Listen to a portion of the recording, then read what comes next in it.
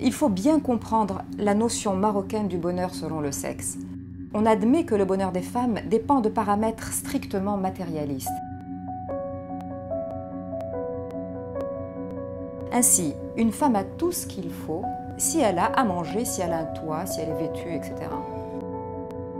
C'est important, parce que ça va déterminer tout le reste. Même être battue, par exemple, devient secondaire si une femme est en sécurité dans sa maison. Pour l'homme, c'est différent, on va parler de son épanouissement personnel, professionnel, etc. Voyons maintenant le cas d'une femme déshonorée par un viol.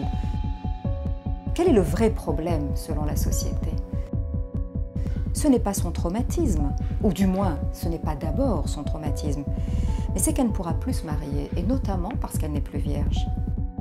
Est-ce qu'on va penser à son besoin de justice, à punir le violeur? Non, c'est secondaire. Ce qui est important, c'est d'assurer sa sécurité matérielle, c'est de la sauver en la mariant. Les conditions psychiques dans ce cadre, dans ce contexte, deviennent superflues.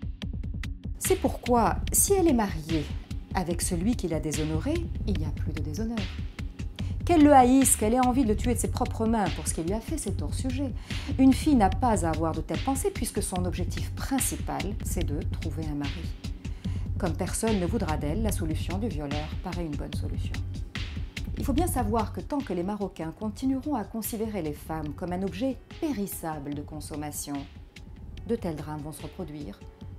C'est-à-dire, un homme peut agresser une femme, la violenter, la jeter à la rue, et toute une société lui proposera ensuite de lui mettre sa victime entre les pattes, qu'il la violente tranquillement chez lui.